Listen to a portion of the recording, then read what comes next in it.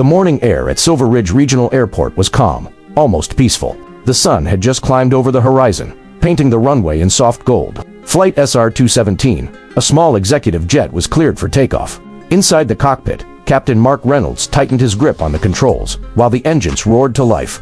"Vic 1, rotate," he said calmly. The aircraft lifted off smoothly. Then everything changed. Captain Reynolds suddenly froze. His hands went slack. His head dropped forward as if he'd fallen asleep, mid-sentence. "Captain," the co-pilot, Jason Miller, called out. No response. The jet continued climbing, but Jason felt the controls drifting. His heart slammed against his ribs. He shook the captain harder this time. "Mark, talk to me." Still nothing. Jason looked down and saw it. The faint tremor had stopped. The captain wasn't breathing. Panic surged through Jason, but training forced him to act. He took control, leveling the aircraft as alarms began chiming softly in the cockpit. His hands were sweating. He had flown plenty of times, but never alone. Never in an emergency like this. He pressed the radio. "Mayday, Mayday, Silver Ridge Tower. This is Senior 2117. Captain is unresponsive. I repeat, pilot incapacitated." The tower answered immediately. Tension sharpened the controller's voice. "SR-27. Maintain heading. Emergency crews are standing by." Jason swallowed hard. The plane was stable for now, but his experience level wasn't enough to handle a full emergency landing under pressure. He knew it, and the fuel was heavy. Weather was changing fast. In the cabin, passengers sensed something was wrong. The smooth climb felt uneven. A woman clutched her armrest. A businessman removed his headphones, frowning. And in seat 12A sat Emily Carter, an 11-year-old girl with brown hair tied into a loose ponytail. She was traveling alone, clutching a small backpack and a worn leather bracelet around her wrist. The bracelet had wings engraved on it. Emily noticed the strange feeling immediately. The pitch wasn't right. She felt it in her stomach, the way she always did in simulators when something went wrong. She closed her tablet. A moment later, the intercom crackled. "This is the co-pilot speaking," Jason said, his voice tight. "If there is anyone on board with any flight experience at all, please come to the cockpit immediately." The cabin went silent. Passengers looked around at each other. No one moved. Emily's heart began to race. Flight experience. Her fingers tightened around the bracelet. Memories flooded her mind. Cold hangars, glowing screens. Her mother's voice calm and steady, eyes on the horizon. The plane will tell you what it needs, if you listen." Emily stood up. A flight attendant rushed toward her. "Sweetie, sit down. This isn't I can help, Emily." The attendant froze. "What?" said softly. "I've flown simulators hundreds of hours. My mom was a test pilot."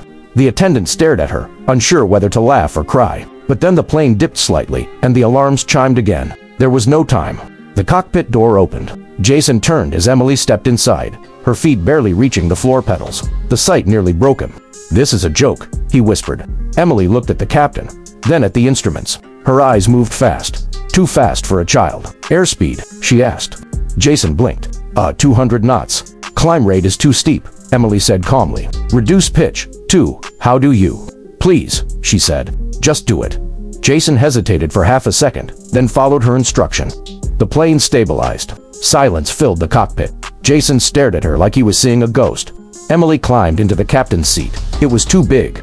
She slid forward, barely able to see over the panel. Her hands trembled, but she forced them still. "Autopilot isn't engaged," she said. "We need to level off before the weather band ahead." Jason nodded slowly, fear mixing with disbelief. We may have assistance in the cockpit," he said cautiously. There was a pause on the radio. "Say again, SR-27. Jason looked at Emily. She nodded once. "We have a passenger assisting with flight stabilization." The controller didn't respond right away. Emily focused on the horizon. Clouds loomed ahead, thick, dark, unforgiving. The aircraft shuddered slightly as turbulence brushed its wings. "Trim is off," she murmured. "That's why it feels heavy." Jason adjusted it. The jet responded instantly. For the first time since takeoff, Jason felt something he hadn't felt in minutes. "Pope, who taught you this?"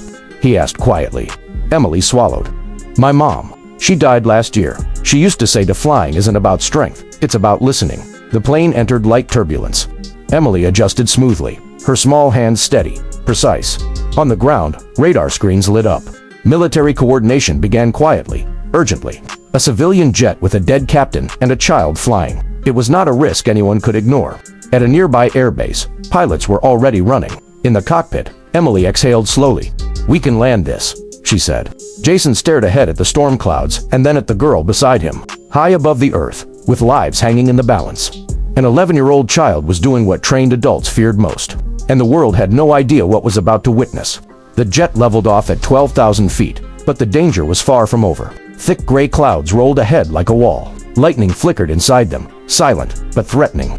Jason Miller wiped his forehead and looked at the fuel gauges again. "Fuel is heavy," he said quietly.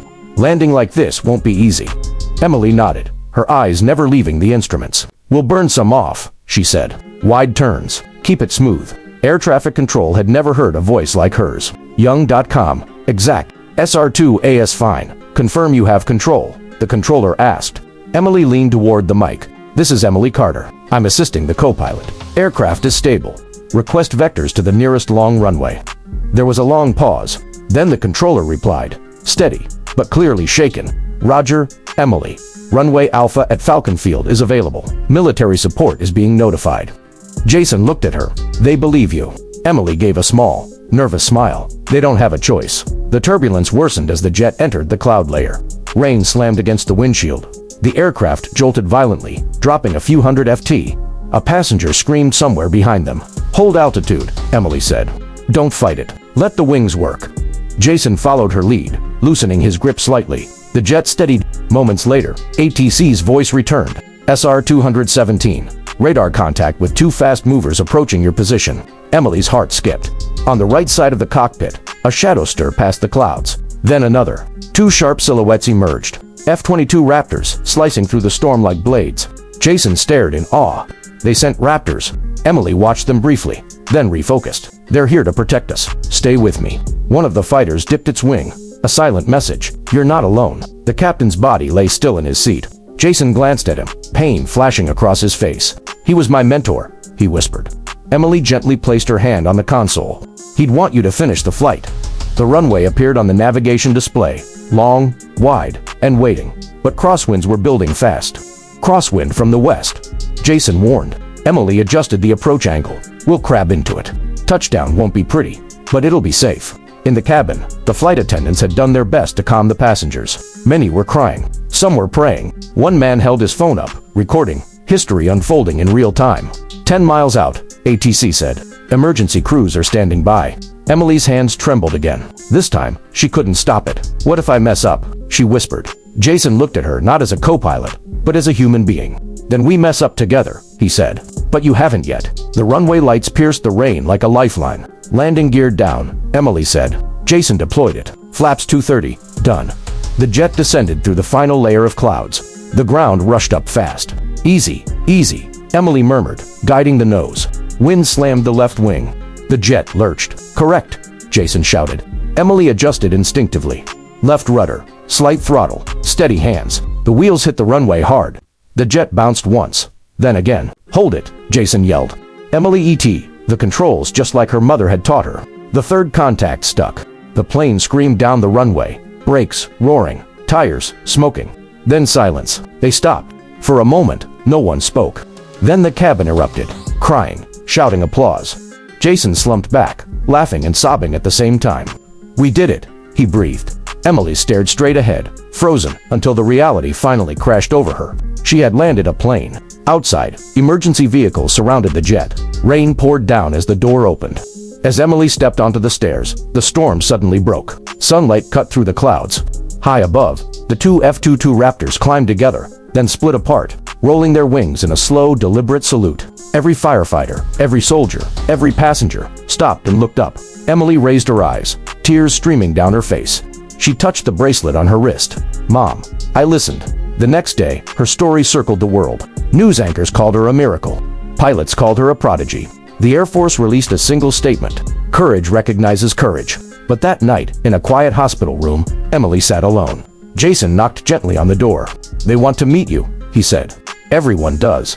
Emily shook her head. "Not tonight." Jason smiled softly. "That's okay." As he turned to leave, Emily spoke again. "Do you think one day I could fly for real?" Jason looked back at her eyes shining.